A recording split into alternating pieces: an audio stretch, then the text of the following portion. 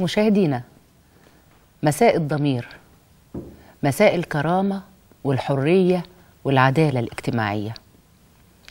اتكلمنا في حلقات قبل كده عن ملف الشهداء، والحلقة اللي فاتت كانت ملف المصابين، واحنا عندنا 4 ملفات قلنا عليهم، فاضل ملف المعتقلين وملف المفقودين. النهاردة معانا ملف المعتقلين.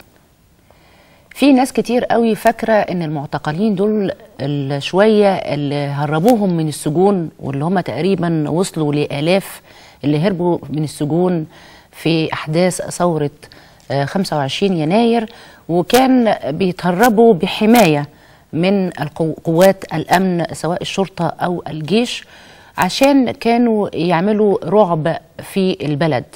ورغم كده كل صحف العالم بتتكلم بتقول يعني الأمن اللي حققه الشعب نفسه في الفترة دي، وإن احنا شعب مش دموي، كان زماننا كلنا متدبحين في الشوارع. لكن في نفس الوقت كان في تنظيم من البلطجية منشور ومتوزع في وسطينا. وفجأة لقينا طفل رايح مدرسته ومعاه شنطته يعتقل ويخفوه لمدة شهر عقبال ما أهله يعرفوا هو فين، وبعدين يقعد 11 شهر معتقل بيتعذب وبيشوف كل أنواع العذاب اللي تخطر على بالكم وما تخطرش على بالكم. ده طفل، شباب وبنات بيتم تعذيبهم واغتصابهم واعتقالهم عشان قالوا كرامة وحرية وعدالة اجتماعية. وفي نفس التوقيت الناس اللي انتهكوا كرامتهم وحريتهم والعدالة الاجتماعية قاعدين في بيوتهم ومسافرين بره وبيعيشين حياتهم كاملة متكاملة، ولا كأنهم عملوا أي حاجة، وطلع منهم كتير براءة، وكأن كل الناس دي دمها وحقها، وكل ده كانوا لعبة، كانت مجرد لعبة. طيب يا ترى انتوا ما فكرتوش في الأم اللي تاخد ابنها طفل أو شاب أو بنتها وما عرفتش مكانه، وبعدين اكتشفت ان هو مسجون؟ ومسجون ايه؟ مسجون في الأول اعتقل على انه حاجة سياسية، بيخرب نظام، بيقلب نظام، بيسرق دبابة. طب ده المفروض ده تتكسف، يعني القوات المسلحة تتكسف ان هي تقول ان في طفل سرق من عندها دبابة. لما ممكن طفل يسرق دبابة يبقى الوطن ممكن يتسرق من القوات المسلحة ببساطة شديدة جدا. فيعني نسمع حاجات لازم نضحك، لأن لو ما ضحكناش ممكن نموت، لأن اللي بيتقال مش ممكن يكون كلام آدمي أو يعقله عقل أو ممكن يستحمله أي بشر. وبعد شوية نلاقي إن الشباب اللي نقدر نعرف هم موجودين فين يتحول لهم، يتلبس لهم قضايا تانية عشان يبقوا في مبرر لوجودهم في السجون العادية، ويحطوهم يوزعوهم على السجون التانية عشان لما نيجي ندور عليهم في السجون العسكرية يقولوا ما فيش حد، ده احنا طلعناهم كلهم. عايشين في كذب وعايشين في ضلال. ويا ترى وفي نفس الوقت يعني الحاكم المسؤول عن الوطن واللي وعد بأنه يجيب حق الناس دهيت بيخرج الإرهابيين وقتلة المفكرين وقتلة السياسيين، وفي نفس الوقت سايب الأطفال والبنات والشباب اللي حالهم يتبهدل في السجون لغاية النهاردة. وخلاص 100 يوم مش فاضل عليهم إلا ساعات. يا ترى فين ضمايرنا؟ هنفضل ساكتين؟ هنفضل عاملين نفسنا مش شايفين؟ لغاية امتى؟ لغاية ما نكتشف ان احنا كلنا الشعب المصري معتقلين كلنا جوه الوطن، مش قادرين ننطق ولا نتكلم، حتى في تلفزيون الشعب ما نقدرش نقول اي حاجة. ازاي يا جماعة؟ نخلي الضمير صاحي ونشوف التقرير الجاي.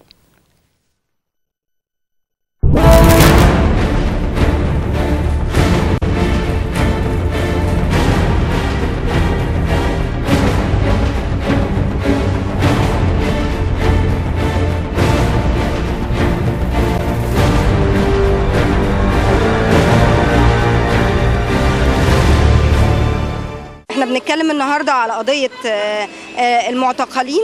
انا شايفه ان انا بشعر بالخجل للحكومه والرئيس وكل من مسؤول عن قضيه المعتقلين.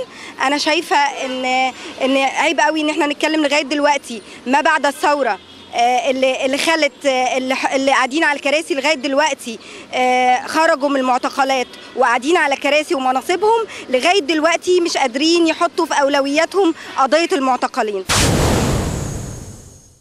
تم اعتقالي يوم 28/10/2011 اثناء مروري من امام دار القضاء العالي، وبعدين كنت راجع من جنات للشهيد عصام عطا اللي مات على ايد الداخليه في سجن تورا يوم 27/10/2011، وانا مروح 2 خطفوني بلي مدن من دار القضاء العالي، دخلوني جوه دار القضاء، قعدوا يضربوا فيا تقريبا من بعد المغرب لحد الفجر تقريبا، بيضربوا فيا، عذبوني، اغتصبوني داخل دار القضاء العالي.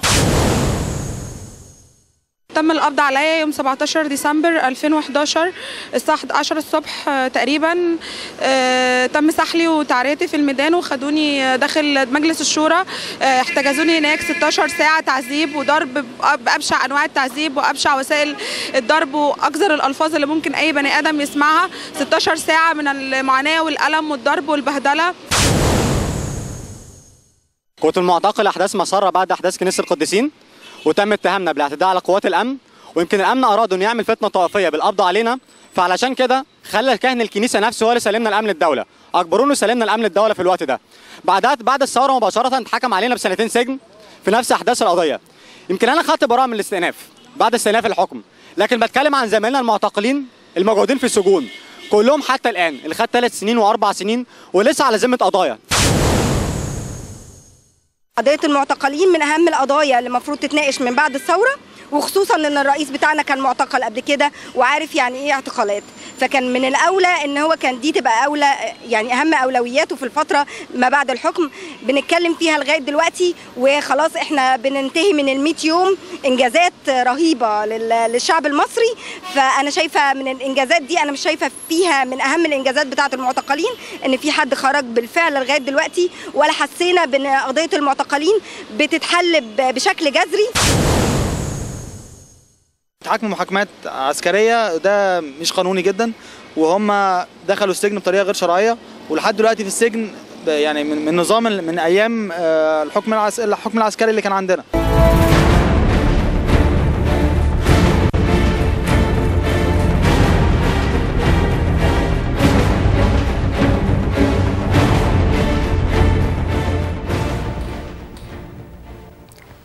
مشاهدينا رجعنا لكم، ده جزء من التقرير، جزء من كلام المعتقلين. احنا عندنا عدد كبير جدا من المعتقلين، ممكن كنا بس هياخدوا وقت كبير في البرنامج. معانا برضو احد الابطال اللي تم اعتقاله وخرج، الحمد لله على السلامه يا كريم. معانا كريم مدحت الكناني، اهلا بيك يا كريم. ومعانا ناشطه مصريه، مواطنه مصريه، الاستاذه مي جمال عبد الناصر، اهلا بيك يا مي. ومعانا محامي الاستاذ احمد حشمت، وهو يعني داخل وماسك ملفات المعتقلين هو والاستاذه مي. فتعالوا نشوف يا ترى عندهم ايه وهيقولوا لنا ايه النهارده، ومعانا في برنامجنا الضمير وملف المعتقلين. نبتدي بمين الحدوته؟ هنبتدي بكريم عشان كريم تكمل مع التقرير، تقول ازاي تم اعتقالك في اي وقت وايه اللي حصل لك. هو انا تم اعتقالي، المصادفه ان هي مش في اي احداث من احداث الثوره. تم اعتقالي بعد وجود اول رئيس مدني منتخب دكتور محمد مرسي في 12/7 اللي فات. يعني قبل كده ما حصلكش اي اعتقال؟ لا. رغم مشاركتك الكامله في الثوره؟ يعني شاركت في كل احداث الثوره، بس مع ذلك تم اعتقالي بعد وجود الرئيس محمد مرسي. يعني ايه التهمه؟ التهمه اتلاف سور وزاره الدفاع، وسب موظف عام اللي هو حمدي بدين قائد الشرطه العسكريه السابق، وسب القوات المسلحه. والتهم دي توجهت لي وانا كنت انا ومجموعه من زمايلي عند جامعه رابعه في مدينه نصر بنوعي الجمهور بالدستور، يعني حاجه بعيده خالص، حاجه تانية مالهاش دعوه.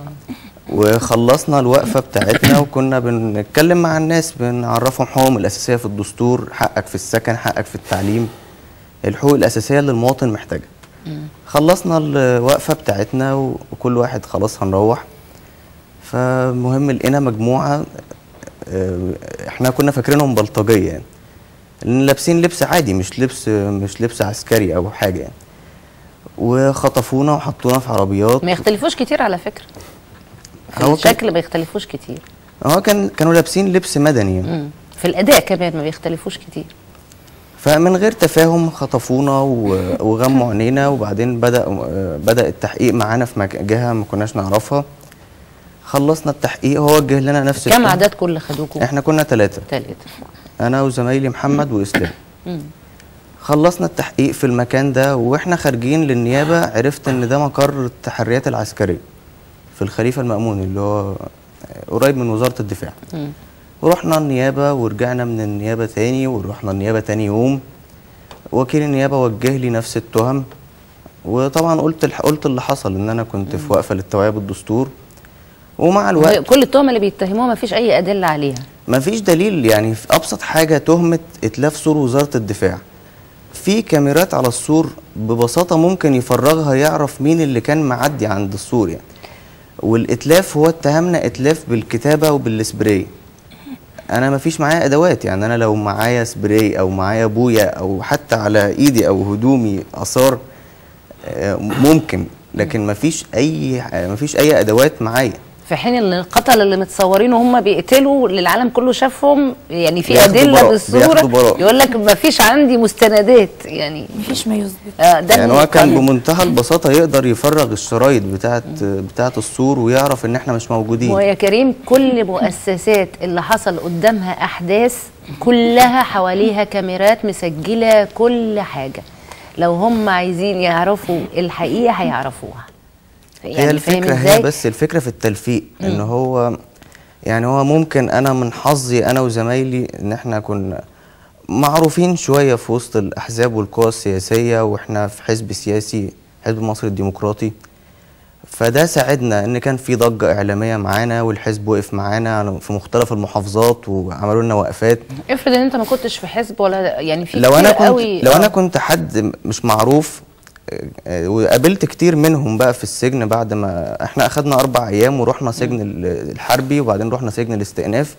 وهي دي الطريقه اللي بيستخدموها دايما، ان هو بياخد اي معتقل على السجن الحربي بيقعد فيه يوم واحد، بحيث لو اي حد من منظمات المجتمع المدني او من حقوق الانسان بيسال عن المعتقلين عسكريا مش هيلاقي معتقلين عسكريا في كل السجون الحربيه. فبيروحوا للسجون المدنيه بيتوزعوا عليها سجن طرى، سجن استئناف، في السجون المدنيه كلها، وبيتحاكموا عسكري بس في سجن مدني. والقضايا كل الاحداث يعني ضد العقل وضد ضد المنطق وضد القانون وضد يعني كل الممارسات اللي بتحصل من اول ما يعني هنحسب من اول ما حصلت الثوره يوم 25 يناير، كل ما يحدث ضد كل القوانين المنطقيه والعقلانيه اللي بتقول ان دي ثوره. لا مش بلاش بعيد عن الثوره، مش هنتكلم عن الثوره. كل ما بيطلعوا يقولوا حاجه انت بتحسي كانك خليه اوليه، مش بني ادم، مش ممكن تكوني بني ادم عشان تستحملي الكلام اللي بيتقال، ما فيش منطق. استخفاف بعقولنا، فده استخفاف، ده يعني دي نوع من الاهانه، يعني لازم يبقى فيها تهمه دوليه يعني يتعمل لها قانون. هو مسلسل الاهانه ما زال مستمر يعني. الاهانه ما زالت مستمره. مسلسل اهانه يعني. طب انا كريم قبل ما اتنقل منك عايزه يعني هنرجع تاني، عايزين نشرح لما بتعتقل بيتم التعذيب، ايه وسائل التعذيب وكده عشان خاطر، بس هرجع لك تاني بعد ايه مي تقولي لي انت ماسكه ملفات ضباط 8 ابريل. وده الملف اللي هو مستخبي ودايما يكتموا عليه، فيا ريت تكلمينا عن الملف ده وتكلمينا عن ضباط 8 هم مش بس بيكتموا عليه، هم كمان بيحاولوا يشتتوا الناس ويتوهوها في القضيه دي. يعني ضباط 8 ابريل ومايو ونوفمبر نزلوا الميدان والتحموا مع الثوار علشان ينادوا بسقوط العسكر، علشان يطالبوا بالفلوس المنهوبه، علشان ياكدوا ويطالبوا بمحاكمه مبارك، علشان يطالبوا بوجود رئيس مدني اللي هو موجود دلوقتي الدكتور محمد مرسي. يعني كانوا بيقولوا الحاجات اللي المجلس العسكري لما جه يمسك وقال ان انا مع الثوره قال هعملها. يعني هو بيقولوا الحاجات اللي المجلس بالثورة. العسكري قال عاملها، وبيقولوا الحاجات اللي جماعه الاخوان المسلمين والدكتور محمد مرسي كانوا بيطالبوا بيها بالظبط. وهم ساعدوهم. هم كانوا يعني عايزه اقول لحضرتك عمود من اعمده الثوره، انا اقدر اوصفهم بده. يعني هم كانوا باب من الابواب اللي اتفتحت للرئيس مرسي علشان يقعد على حكم مصر دلوقتي. ده حقيقي. هو دلوقتي صدق على حكم 21 من الضباط عام ونص. يعني طب ليه؟ لو كانت ضباط 8 ابريل من الاخوان المسلمين كان هيتم التصديق على الحكم؟ لا. اكيد لا طبعا. في حين تحرير الارهابيين اللي تم محاكمتهم خرج اساسا. الجهاديين، خرج الجهاديين اول ما مسك. النهارده احنا في اليوم 98 من ال 100 يوم اللي هو حددهم لنفسه، مش اللي احنا حددناهم له. هو اللي اختار ال 100 يوم، هو اللي حددهم على 5 ملفات كلها فشلت فشل ذريع. هو فشل فيهم وحكومته فشلت فيهم.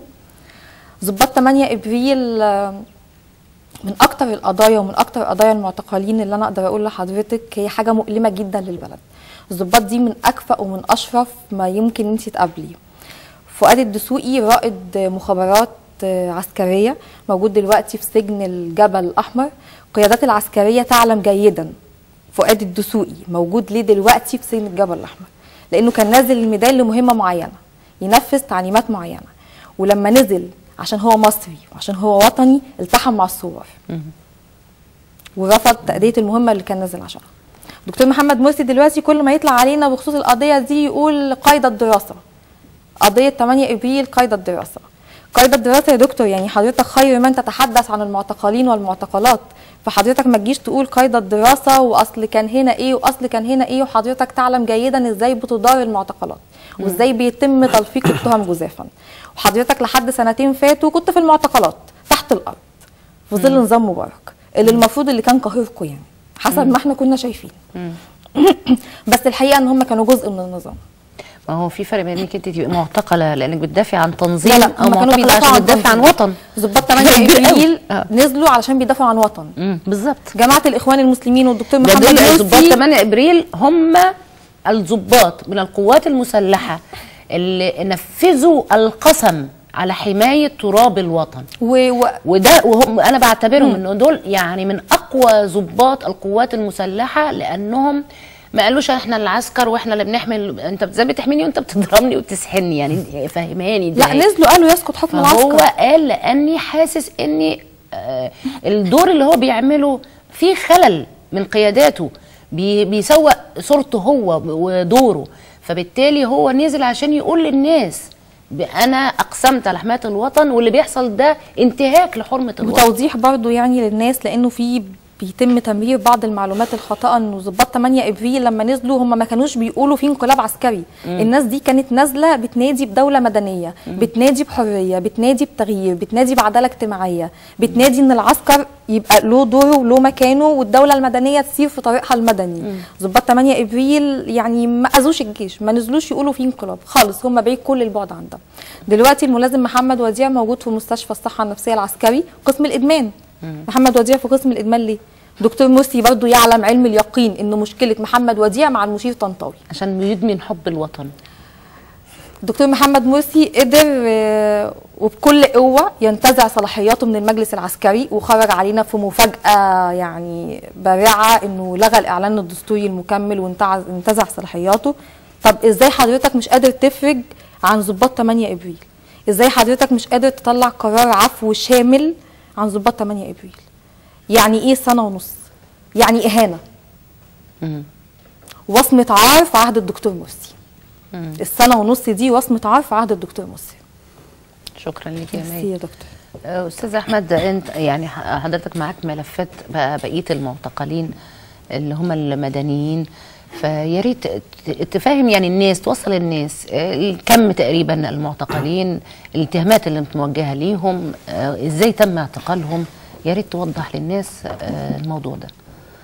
هو بداية يعني احنا ما عندناش اصلا يعني حد ليه حق في البلد هنا، سواء اذا كان متهم او معتقل او مجني عليه، الا اذا كان ليه صله بالنظام او هو النظام او بيعتمد عليه النظام في استمرار حكمه. ومش هيتم اعتقاله لو هو تبع الناس دي. لا يعني حتى لو اعتقل تاني يوم او يعني بعد ساعه يكلم حد عارفه يمشيه يعني.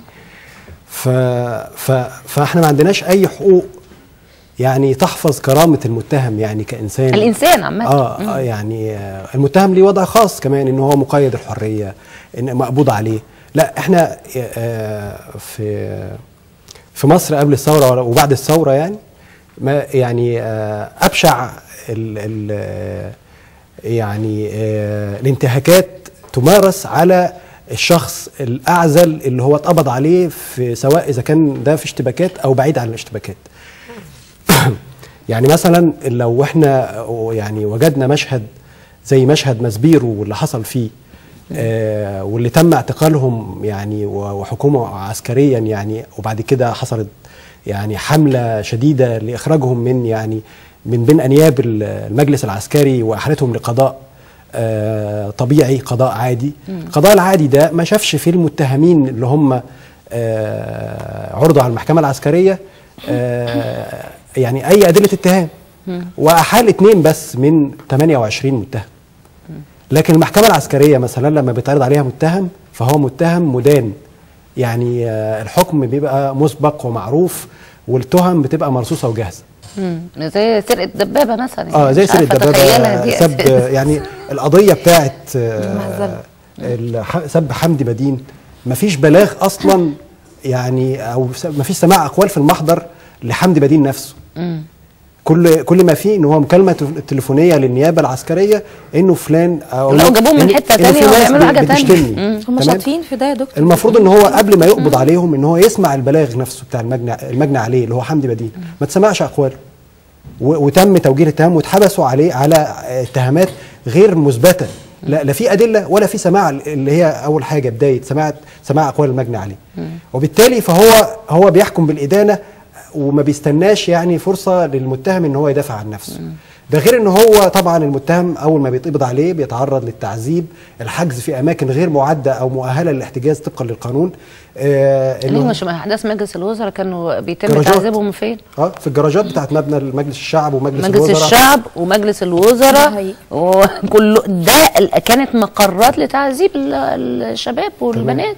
صح ولا لا؟ وبيتم التعدي عليه بقى بابشع الانتهاكات، بالضرب والسحل والاغتصاب وحالات زي الاغتصاب او التعدي الجنسي على المتهم.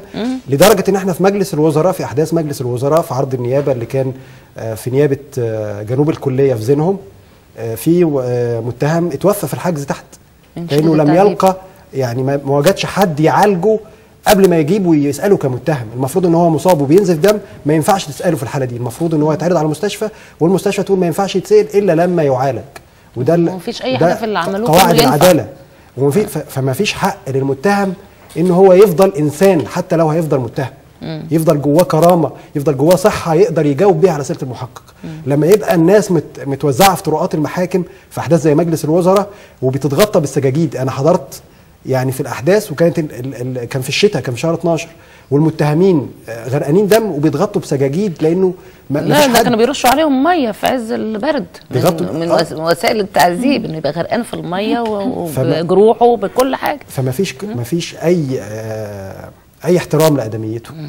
وبعد ما يعني اصلا الحرب ما بيتمش معاهم كده. لا ما بيتمش للاسف.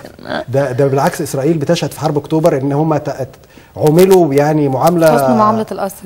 يعني معامله مثاليه. يعني دايما بنعاملهم اكثر معامله مثاليه، نديهم غاز وكل حاجه، نديهم غاز من اكلنا وكل حاجه.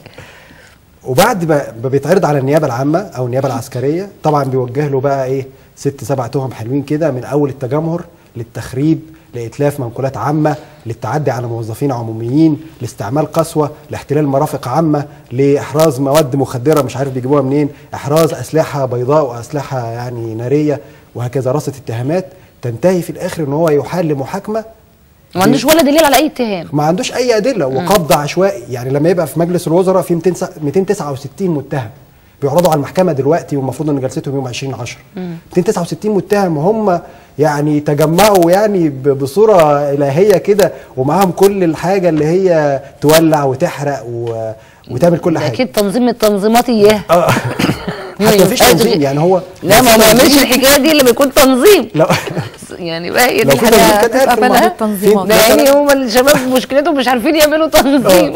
مش عارفين ينظموا نفسهم. هي دي المشكله. في مثلا ما 300 بتمولش من بره للاسف. ايه؟ قطر ما بتمولناش. انتوا للاسف قطر ما بتمولناش، غضبان علينا. في مثلا 379 متهم برضو جلستهم يوم 13 الجاي. محمد محمود، جلسه احداث محمد محمود اللي كانت في شهر نوفمبر اللي فات، هيعرضوا قدام المحكمه سنة. بنفس التهم اللي هي التخريب ومش عارف ايه وايه وايه والحاجات دي. سنة. في حوالي كان 320 واحد مقبوض عليهم في احداث العباسيه، منهم حوالي 30 واحد خدوا حكم في الاخر احكام مع النفاذ وكده. وفي 400 في السفاره الامريكيه، احداث السفاره الامريكيه وقبلها السفاره الاسرائيليه. لا دي في السفاره الامريكيه دي حدوته كبيره جدا قوي يعني. الكاميرات مصوره العلامه السوداء واللي بيحرق الانجيل والاشكال اللي بتعمل يعني كل الحاجات، وفجاه وفوجئنا بان بيتقبض على ستات في بيوتها في نص الليل بانها بتمول وبتحرض يعني حاجه من العبث، كل حاجه وعكسها. عبث شديد جدا. انا يعني شايفه ان العبث الشديد، الخطا الشديد ده ممكن ينقلب ضدك بقوه لا يمكن تقدر عليها. طبعا كل الاحداث دي بتتراكم على بعضها بالظبط، بتكون الثوره. كل ما الناس اللي عايشه في البلد بتلاقي مفيش عداله ومفيش تحقيق للشعارات او للخطب اللي كل يوم حد يطلع لنا بخطبه يقول لنا حاجه، فاكيد يعني هيصابوا بان هو مفيش امل وينفجر فيك. وبالتالي يعني لما هو بيقبض على الناس بشكل عشوائي ومش بيميز في القبض، يعني ستات على رجاله على اطفال يعني لم يتعدوا 16 سنه ويودعهم. 9 مارس دي خدوا كميه كبيره جدا من الاطفال رايح يودي لاخوه اكل او رايح يودي له هدوم. اطفال، ازاي بتقبض على طفل؟ يعني ازاي واخدين احكام كمان، واخد حكم. يعني انا نفسي افهم الاسلام اللي هو اسلام حربي يعني طفل، ده طفل ده يعني كل القوانين الدوليه تجرم انك انت تقبض على طفل وتتهمه الاتهامات ده يعني ازاي؟ تمام. يعني طفل واخد 7 سنين وخد 7 سنين، ايه تهمته ياخد 7 سنين طفل، في حين ان اللي احنا شايفينهم بعينينا العالم كله شايفهم بعينيه بيطلعوا براءة. يعني ازاي الشاب الصغير ده بيتحاكم سياسيا، والقتلة واللي كانوا ماسكين الحكم اللي هم خربوا البلد وانتهكوا البلد بحاكمهم كأنهم راحوا سرقوا سوبر ماركت ولا راحوا قتلوا عيلة في شقتها وبنعمل تصالحات وحاجات. يعني العدل ده مهم جدا. لو لم يحدث العدل بيفجر طاقات ما فيش قوة في الدنيا هتقف قصادها.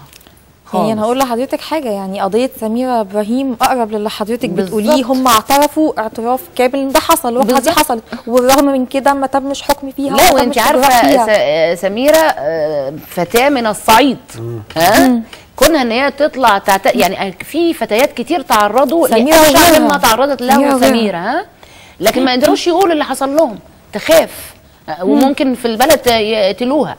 لكن انها تطلع تقول حاجه زي كده يبقى لازم فعلا تكون حصل فيها ده.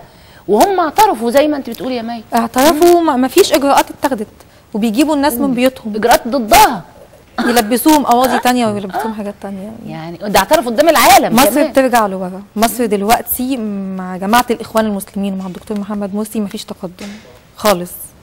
ما مش هيحصل يا مي، مش هيحصل.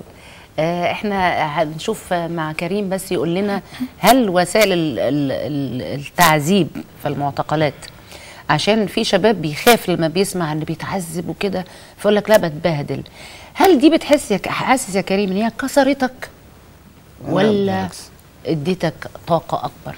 لا بالعكس، انا من وقت ما خرجت يعني انا كنت اتمسكت في وقفه للتوعيه بالدستور، كملت بعد ما خرجت على طول رجعت تاني. الضربه اللي ما تموتنيش بتقويني. لا رجعت اكتر وبقيت بروح، يعني كنت اخر مكان كنت فيه كان في الدويقه، وبنزل كل الاماكن يعني. ونزلت اكتر من وقفه للافراج عن المعتقلين، اللي هو ده ملف توليته بعد خروجي، اللي هو بحكم ان انا كنت منهم وحسيت بالظلم فتوليت الملف ده مع مجموعه المحاكمات العسكريه انا وعندي في الحزب يعني. والغريب ان انا في حضرتك قلتي ان في ملف المفقودين. الملفين مرتبطين ببعض، ملف المعتقلين وملف المفقودين، لان هم بيتعمدوا مفيش حد يعرف اللي خطفوه. انا شايف اختطاف مش اعتقال، ان مفيش حد يعرف هو فين.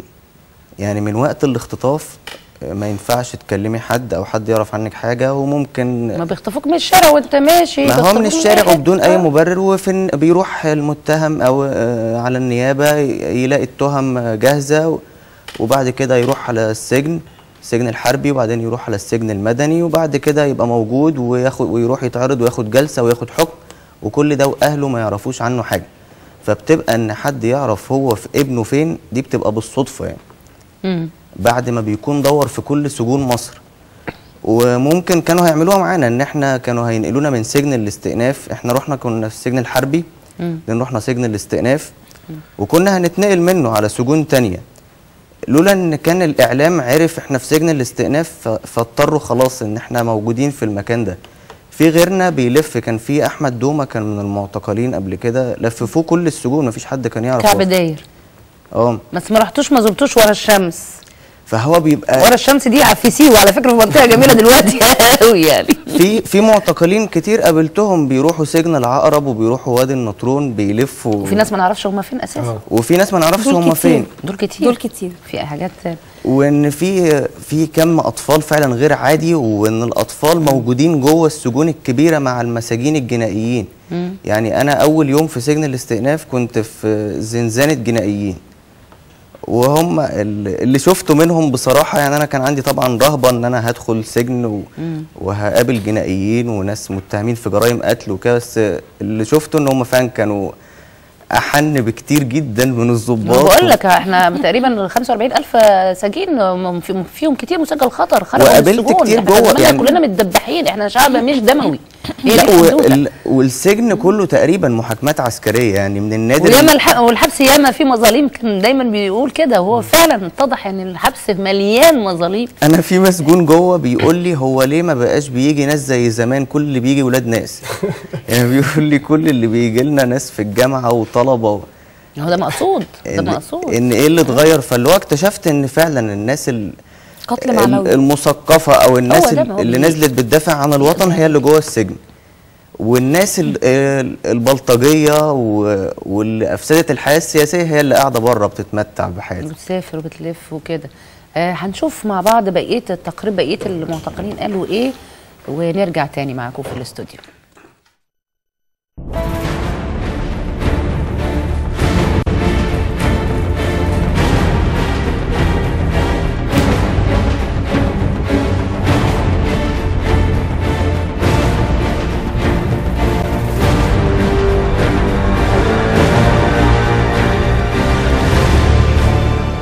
لحد دلوقتي انا مش عارف مين الجهه دي.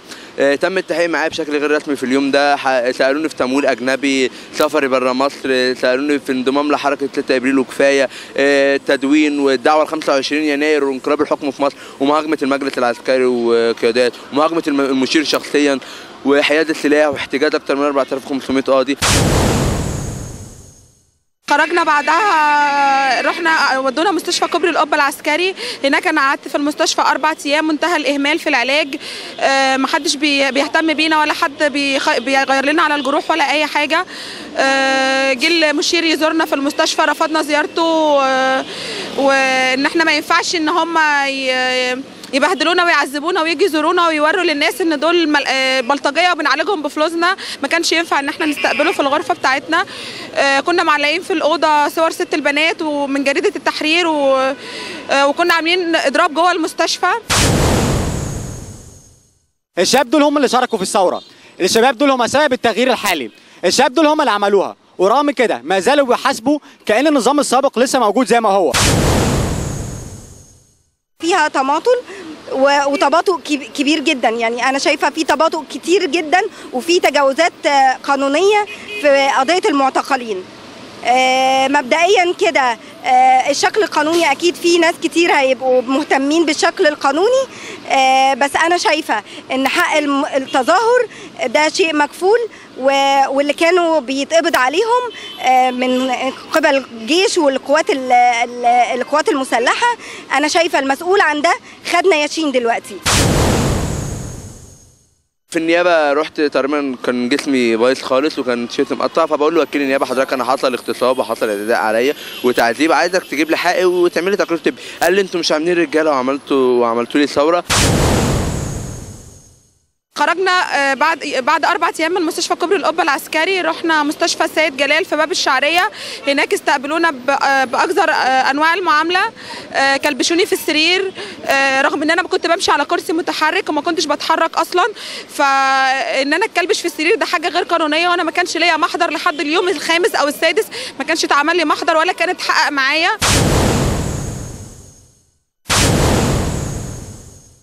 وحتى الان ما زالت كل اهداف الثوره لم تحقق، ولا كاننا قمنا بثوره ولا عملنا حاجه. النشطاء السياسيين نفسهم ومعتقلين الثوره واللي شاركوا فيها كفروا بالثوره. بقولها تاني، كل اللي شاركوا في الثوره كفروا بيها، فما بالكم بالشعب المصري. انا عايزه بس اشوف اسيب الحكم للشعب المصري، لان قضيه المعتقلين دي قضيه شعب كامله. لازم المعتقلين يخرجوا. المعتقلين دول اولادكم اللي نزلوا عشان يعدلوا البلد، اتهموا بقلب نظام البلد. الرئيس محمد مرسي اما نزل ميدان التحرير وهو بيقسم القسم، قال لك اللي هو اولى اولوياتها تبقى المعتقلين. انا مش شايف لحد دلوقتي اللي في اي حد من المعتقلين. في 1200 واحد مفقود لحد دلوقتي ما نعرفش عنهم اي حاجه. في يوم من الايام هتفتخروا ان في بنت ريفيه زي هند نافع او زي غيرها، وان شاء الله انا حريصه ان يبقى في وجود وكيان للبنت الريفيه او للمراه الريفيه على وجه الخصوص.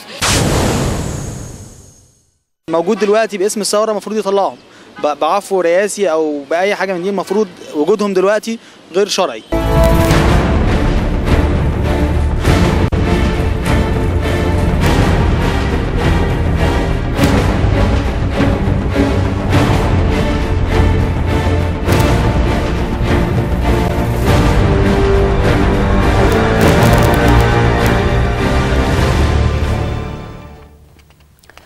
مشاهدينا، رجعنا لكم وبعد ما سمعتوا الكلام المعتقلين اللي خرجوا من الاعتقال، اكيد كتير مننا بيفكر ان اللي قاموا بالممارسات دي مش ممكن يكونوا بشر وما ينفعش يتحسبوا في وسطنا بني ادمين، واللي يسكت عليهم يبقى زيهم في نفس الصفات. اعتقد نرجع لحلقتنا النهارده ونرجع لضيوفنا ونشوف يا ترى مي، انا عايزاكي، اكيد انت بتحتكي باهالي ضباط 8 ابريل، تقولي لي ايه احساسهم، ازاي شايفين الحكايه، هل هم ندمانين على اللي حصل؟ يعني عايزاكي توصلي الناس ليهم. اجمل الحاجات اللي انا شفتها في والد محمد وديع العميد طارق انه فخور بابنه جدا وحاسس هو عمل ايه وبيعمل ايه يعني. لكن طبعا والدته مدام سناء يعني كل يوم التاني عندها امل ان هو يخرج، كل يوم التاني بيعملوا محاولات وبيحاولوا يعملوا اتصالات، لكن طبعا كلها يعني بقت بالفشل. طبعا يعني هم بيقولوا لهم انه زي ما قلت لحضرتك في البدايه ان الملف قيد الدراسه يعني من يوم ما مسك الدكتور مرسي والملف قيد الدراسه. ده والد محمد وديع من الاول خالص عمل رساله لطنطاوي عشان خاطر ابنه من الاول خالص. هرجع لك تاني يا مي، بس ناخد تليفون معانا من المنيا. مايكل. الو، مساء الخير. مساء النور يا مايكل. انا بحيي حضرتك على البرنامج الرائع. شكرا لك. وكنت عايز اقول او اخبر حضرتك عن اهميه ان احنا نعمل سلو داون او تقطيع عند نقطه اللي بيقوموا بالجريمه، نوعيه اللي بيقوموا بالجريمه نفسها. نوعيه ايه يا مايكل؟ معلش. نوعيه اللي بيقوموا بالجريمه نفسها. نوعيه اللي بيقوموا بالجريمه نفسها. هناك ناس طامعين في السلطه، ليهم اطماع ان هم يدعوا الرئاسه على الشعب ومن جميع الطوائف او من جميع الفئات، فدي نقطه مهمه جدا. احنا في نعم هم ممكن ما يكونوش متقبلين دوت، بس احنا لازم نشد المجتمع، نشده بعيد، يعني مش عايز اقول عن افواههم، لا، وكمان الشباب اللي هم اسرهم يعني محتاجين فعلا ان احنا نمسح دمعتهم. مع حضرتك كمان نقطه ان في يعني احنا بنلاقي اجابات لا تقارن من الشباب، لما بنسالهم بيجاوبوا اجابات لا تقارن. لكن بالنسبه للاعتذار، هو ما فيش جهه ان انت تعتذر فيها. يعني انا بستغرب ازاي مثلا جهه السلم كمسؤول عن الشعب، لا هم دول ما بيمثلوش الشعب، ودول ما بيتاخدش منهم حاجه، دول ما نعتذرش ليهم، هم لا يمثلوا شيئا سواء بعض المناصب او الرتب فقط والزموا الحدود دي. انا بستغرب ازاي قسيس يدعي مثلا ان هو بياخد مشاريع من الشباب وهو يبني عليها، لا هو مش من حقه طبعا. كمان لو اقدر اخبرك، احنا يعني انا بحيي الشباب ان هم ما بيفكروش في نفسهم وبيحتملوا هذه الالام. وكمان يعني بقول لهؤلاء يعني اللي ما عندهمش نخوه او اللي هم منزوعين الاعضاء الجنسيه بمعنى صح، وانا اقصدها ان هم يتحركوا وما يسمحوش. يعني احنا بنشوف ازاي الشباب كده بيتاخد بالصوره المهينه دي. يعني حضرتك معايا؟ انا بشكرك يا مايكل، لانك يعني يا ريت انت تشجع كل اللي حواليك، لان الشجاعه دي معديه والثوره معديه. اي مشاعر بتطلع حقيقيه من جوانا ممكن نعدي بيها اللي حوالينا حتى اللي ما كانش ليهم علاقه بالموضوع. وقتنا بنشوف وبنتكلم وكل حاجه بقت باينه وكل حاجه واضحه جدا، يعني الجريمه واضحه جدا. واللي يعمل نفسه مش شايف اوعى يفتكر ان هو هينفد من اللي جاي، واللي يعمل نفسه ملوش دعوه اوعى يفتكر ان هو ده هينقذه من الجحيم اللي جاي. لا كلنا في الهم سوا، ودي قضيتنا قضيه وطن، لازم كلنا نقف جنب بعض في الموضوع ده. والناس ما عادش هينضحك عليها زي زمان، ما خلاص ما ينفعش يعني خلاص، يا اما بقى هو عمل الفزاعه دي خلاص سقطت بالظبط، خلصت انتهت. يعني عايزه اقول لحضرتك ان احنا يوم الاربعاء اللي فات كنا عاملين اضراب عن الطعام مع والده محمد وديع ووالده. بس طبعا لا حياه لمن تنادي، لانه واضح انه النظام عندنا لسه يعني ما يعرفش يعني ايه اضراب عن الطعام، ما يعرفش يعني ايه اضراب عن الطعام، مش مدرك يعني ايه معنى انه حد يعمل اضراب عن الطعام. يعني لسه ما رقاش لسمعه حاجه زي دي حتى يعني الان. انسان اساس عشان يعرف يعني ايه اضراب عن الطعام. لا هو لو يعرف يعني ايه انسان ما كناش وصلنا للمرحله اللي احنا فيها دلوقتي. ما هي دي الحدوته. بس اللي انا اقدر ابعد حضرتك بيه ان احنا مكملين ثورتنا ومكملين لحد ما الناس تعرف يعني ايه انسان، ولحد ما الانسان يعرف يتمسك ازاي بانسانيته وبوطنيته وبمصريته ويدافع عن حقه في بلده وما يخافش من حد. بس يعني انت بتدي دفعه للناس، لان انت قلتي حاجه مهمه قوي، انك الحكايه مش حكايه ان انا بدافع عن انسانيتي، فكله بيدافع عن انسانيته. اللي هو معدم الانسانيه مش هتدافع عنه، صح؟ ما هو هيتعدي مننا بالظبط، لانه لما في كرامه، في عزه، في انسان عايش، هو هيحس هو هيبقى معانا، هو هيبقى هو الغريب دلوقتي. احنا دلوقتي الغرباء في المجتمع، مش هم. ما هم لعبوا في الحكايه دي عشان يوصلوا، بس احنا مستمرين باذن الله يعني ان شاء الله. لا هنكل ولا هنمل يعني. لا خالص مش هنكل. هتكلي كريم؟ لا لاخر نفس، احنا لاخر نفس باذن الله. استاذ احمد، انا عايزه اعرف لما يكون يعني في زي كريم مثلا تبع لحزب فقدروا ان هم يوصلوا له ويخرجوه كده، اكيد في اسر كتير قوي ولادهم، وانا شفت ده قدامي في النيابات، وشفت ان في اسر ملهاش دعوه باي حاجه وفي الحضيض خالص، يعني يمكن القوت بتاع اليوم بالعافيه بيوصلوا له ولا حول ولا قوه. دول مصير ولادهم ايه بقى؟ هو يعني في حاجه كده او في كيان منشأ من ايام اضراب 6 ابريل اسمه جبهه الدفاع عن متظاهري مصر. وجبهه الدفاع عن متظاهري مصر دي عباره عن محامين متطوعين ونشطاء بيبقوا بيعملوا غرفه عمليات ساعه حدوث اي حاجات اشتباكات او حاجه، وبيبقى في ارقام طوارئ وليهم بلوج على الانترنت. يعني ممكن تقول رقم الطوارئ ده؟ ما انا مش يعني مش معاك. وليهم ارقام وليهم بلوج، وبيستقبلوا اي بلاغات خاصه بالحاجات اللي هي القاء القبض على فلان او فقد فلان في حاله حدوث يعني اشتباكات او حالات طوارئ زي اللي كانت بتحصل في محمد محمود ومجلس الوزراء والسفاره. في كمان في ارقام طوارئ للمحاكمات العسكريه برضو بتقدم الدعم ده وتلقى بلاغات من الناس عشان تقدر توصل لها جبهه الدفاع عن متظاهري مصر عن طريق المحامين يعني، ويسالوا للاهالي اللي هم ما يعرفوش يوصلوا لولادهم او مش قادرين يوكلوا محامي في ان هو يوصل لابنه فين ساعه حدوث الاشتباكات.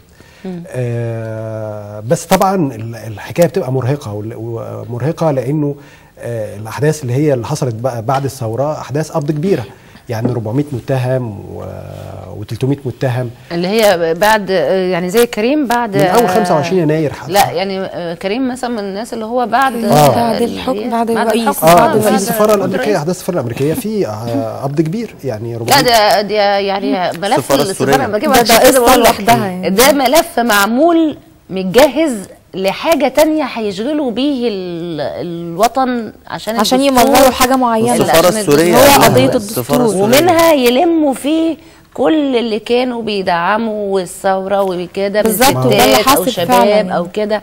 هو لعبه بتتعمل. انا كمان عايزه اطلب من كل الناس وكل الشباب اللي نزلوا الميدان وبعد الميدان ان احنا ما ننشغلش عن الدستور مهما حاولوا يشغلونا، لان الدستور ده هو النفس اللي احنا هنتنفس منه بعد كده، هو الاكسجين بتاعنا. كل الاحداث اللي حصلت كان فيها تحريض اعلامي، وكان فيها اللي هو توجيه. بدايتها غير نهايتها، وكان الحاصل في الواقع بيغيروا الاعلام او بيصوروا الاعلام في صوره حاجه معينه او رساله معينه لباقي الشعب اللي هو مش شايف ايه اللي بيحصل على الارض. يعني مثلا مجلس الوزراء كان التصوير على انه حرق المجمع العلمي، مش مهم الناس اللي بتموت او اللي بتتسحل او بتتعرى او الكلام ده كله في المجمع العلمي، وان هو هيتحرق وان الدوله هتولع والكلام ده، مش مهم الانسان اللي موجود على الارض واللي هو اصلا تم فض اعتصامه السلمي. لا، ومجمع العلمي اساسا لما كان بيتحرق كان في عربيه مطافي بتاعه القوات المسلحه بالظبط، في جوه مجلس الشعب نفسه ممكن تيجي بالطياره جوه مجلس الشعب نفسه يقدروا يطفوا. ده غير الاعلامي اللي يعني قال الخبر قبل ما يحصل بالظبط، يعني هي متوضبه اساسا بالزبط. يعني وبعدين حتى بعد ما تم حرقه مين اللي جمع مقتنيات المجمع؟ الشباب وبقينا مش عارفين نوديها فين، كتب اللي اتهموهم ان هم اللي حرقوه. ده حقيقي. والمطافي حضرتك كانت بترش ميه على المتظاهرين مش على المبنى، والمبنى بيتحرق. المطافي كانت بترش ميه على المتظاهرين مش على المبنى اللي بيتحرق. يعني دي جرائم نار حبنا للبلد بجد. ما بقول لك من كتر يعني المصيبه كبيره قوي، فلازم تتحكي، لانك لو ما ضحكتيش انا بحس ساعات ان ممكن واحد يقع ساكت، لاني مش معقول انك انت بتطفي حريقه اساسا، والمفروض تطفي حريقه بتحدف ميه، وده متصور. المشكله ان هم بيقولوا ما فيش ادله، ده متصور. مين اللي بيعمل ده؟ مين اللي لابس قوات مسلحه جيش مصري وبيحدف طوبه على شاب بيفقع له عينيه برخامه، او بيعمل سلوك لا اخلاقي من فوق السطح بالبدله ومتصور او بيضرب او بيسحل او بيعري او يعني انا نفسي اعرف ايه الادله في تزييف الحقائق. هم واخدين دكتوراه في تزييف الحقائق، بيعرفوا يعملوا ده كويس قوي قوي يعني. في بلاغات متقدمه على حرق اللي حصل ده من ناس باحثات في مجلس الشعب، وقدموا بلاغات لقضاة التحقيق بتاع مجلس الوزراء على انه الامن بتاع مجلس الوزراء ما ينفعش حد يدخل غير الامن اللي هو كان ماسك المجلس يومها، وكمان كان القوات الجيش اللي هي مرابطه، يعني اللي هي تقريبا قوات المظلات، هم دول اللي ينفعوا يدخلوا مجلس الشعب ويعملوا اي حاجه. فكان في تصوير لانه في عبوات حارقه بتترمي من فوق مكان كده في جوه الحرم بتاع مجلس الشعب اسمه العياده والمكتبه. كان في حاجات بتترمي وتقدم بلاغ وتسمع شهادات ومبنى وزاره وتقدم صور في البلاغ ده، صور للناس اللي كانت واقفه على المباني دي، ولحد دلوقتي قضاة التحقيق ما عملوش حاجه. دي كلها بالصوت البلاغ يعني انتهاك وطن كله بالصوت والصوره. بتقدم بلاغ ضد الضباط القائمين بالضبط، ضباط الجيش القائمين بالضبط على المتهمين واللي عملوا فيهم تعذيب، زي حسام مصطفى ده اللي هو كان في المظلات برضو، ورتب تانية يعني. ولحد دلوقتي قضاة التحقيق ما حركوش البلاغ ده، يعني ما خدوش فيه اي اجراء، ولما بنسال عليه لسه في العرض، ما فيش اي اجراء حصل فيه. تقدم بلاغ ضد وزاره الصحه وعدد المستشفيات كمان اللي اتعاملت مع المصابين، وان المصابين دخلوها بامراض طلعوا بامراض مزمنه اساسا. ده كان دخلوها باصابات، عربيه الاسعاف كانت بتسلم ناس واللي كانوا بيدخلوا المستشفى ده كان منتشر جدا. الاسعاف كانت بتسلم بشكل منتشر يعني. درجه الشباب كانوا بيخافوا اصلا يركبوا الاسعاف لو تفتكر. ونرجع تاني. ايوه استاذ عصام معايا. الو، مساء الخير يا دكتوره هاله. مساء النور، ازيك يا عصام؟ انا اشكر التلفزيون اللي حضرتك رجعتي تاني ونورتيه بعد غياب طويل طول الفتره اللي فاتت. اشكرك، الف شكر ليك. وانت عملت برنامج من اجمل برامج القناه الثانيه، احنا نحييك عليها لان انا تبع ائتلاف ابطال التحرير. اشكرك لذوق حضرتك، الف شكر ليك. انا لو كان في فعلا الرئيس مرسي عايز يعني ينفذ وعوده، ان كان واحد زي كده كان تبقى مستشاره ليه في الرئاسه، عشان خاطر انت كان ممكن تقولي له على اسماء المفقودين والمقبوض عليهم وممكن يطلعوا عن طريقك. هم بيختاروا رجالتهم وناسهم، يعني مع احترامي ليهم جميعا انا لا يمكن هكون من ناس او من جنودهم. يعني احنا لو في نيه اصلاح هيبقى في نيه اصلاح لينا كلنا. وانا استاذ عصام يشرفني ان انا اكون مذيعه اعمل لدى الشعب المصري واوصل صوته، وما بحبش لا مراكز ولا اعتلي مراكز ولا كراسي ولا اي حاجه من الحاجات ده. هي لا انا ما بطلب المركز ده عشان خاطر ايه؟ تحقق هدف من اهداف الثوره، هو الافراج زي ما وعد الرئيس مرسي بالافراج عن المعتقلين والمفقودين. المفقودين هم قاعدين حاليا في السجون، ممكن بالراحه انك انت عن طريق زمايلهم اللي هم زي المشرفينك معاك في البرنامج وعارفينهم، ممكن يقولوا على اساميهم ويجوا حالا في خلال 48 ساعه. يعني انا مش عارف ليه التاخير ده، وهو وعد 100 يوم. انا كنت توقعت ان هذا هيكون من اول من الحاجات اللي هتتعمل في خلال 100 يوم. استاذ عصام يا ريت حضرتك تتوسط لنا عند الدكتور مرسي، احنا نقول له لو كان مش عارف اسامي المعتقلين نقول له اساميهم. من قصر الاتحاديه ومعانا كان الاستاذ احمد حراره، وما قدرناش حتى ندخل نقابله، كنا طالبين مقابله الرئيس. فكنت يعني اتمنى ان فعلا يجي ينزل، ويا ريت يعني تستضيفيه مره عندك في البرنامج وهو يوافق ان يظهر معاك في البرنامج. اهلا باي مواطن من الشعب المصري يشارك معانا في برنامجنا الضمير. ده برنامج للشعب المصري. انا بشكر حضرتك جدا، بشكر حضرتك على ذوقك، ويعني بنتمنى ان انتوا دايما تبقوا معانا. احنا عندنا صفحتنا على الفيسبوك برنامج الضمير، بنستنى ارائكم. انتوا بتعدوا معانا الحلقات، انتوا ضيوفنا. انتوا لو لاحظتوا احنا ما بنعرفش اي ضيف بيشتغل ايه، لان احنا كلنا من الشعب، ما فيش حد فينا مميز على التاني، كلنا بنحضر هنا في برنامج بضميرنا الانساني. انا بس عايزه كلمه من كل حد منكم اخيره، عشان احنا الوقت جري بينا وكنا نتمنى طبعا يبقى الوقت اكبر. فهنبتدي بمي. يعني انا عايزه اقول للدكتور مرسي بلاش توصل لنا ان انت مشيت على حريتنا وعلى كرامتنا وعلى دم الشهداء لحد حاجه معينه، ويا ريت توفي بوعودك اللي وعدت بيها في ميدان التحرير بعد نتيجه الانتخابات. انا ما انتخبتش الدكتور مرسي، ولو الانتخابات اتعادت وهو نزل تاني مش هنتخبه تاني، لان اللي انتخب مكتب ارشاد، ما انتخبش شخص بعينه. لكن هو في النهايه نزل وقال وعود معينه ومحدش املى عليه حاجه، هو اللي قال. فاوفي بعهودك يا دكتور، لان احنا لا هنكل ولا هنمل في الدفاع عن حق شهيد، في الدفاع عن حق مصاب، في الدفاع عن حق معتقل. دي حريتنا، وربنا خلقنا احرار وهنفضل احرار دايما يا مي. شكرا باذن الله. كريم. هو انا بوجه رساله للشعب كله، يا ريت ما نتهاونش في الدستور، لان دي اهم قضيه عندنا، ان هو ده حقوقنا الاساسيه. لو الدستور ضاع مننا يبقى كل حقوقنا الاساسيه ضاعت، تبقى مصر ضاعت. لو الدستور ضاع تبقى مصر ضاعت مننا يا كريم. زي ما هي بتقول مصر كلها ضاعت. انا اعتقلت ويا دكتور هم شغالين على ده، هم شغالين عشان يشغلونا ويبعدونا ويلهونا عن الدستور. نفس سياسه مبارك، ماتش كوره ومش عارفه ايه. دي اسوأ، دي بقوه يعني، دي اسوأ. ده تنظيم من سنين، عمره 80 سنه عمره. استاذ احمد. يعني انا عايز اقول انه المحاكمه العادله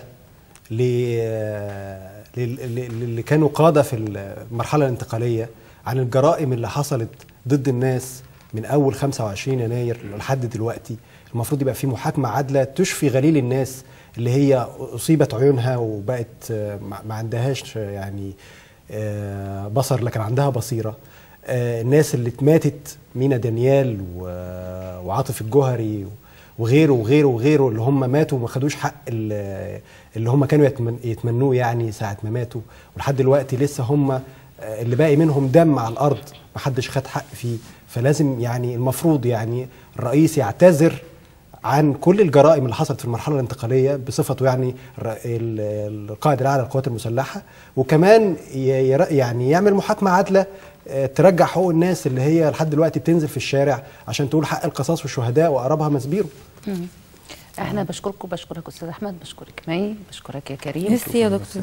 وبشكر مشاهدينا الاعزاء، ودايما بنقول لكم خلي بالكم معانا الملف اللي جاي ملف المفقودين، وزي ما قال كريم مرتبطين ببعض المعتقلين المفقودين. ودايما نقول لكم مع بعض نخلي الضمير صاحي، مصر هتبقى اجمل بينا. مين اللي بيبيع الضمير ويشتري بيه الدمار؟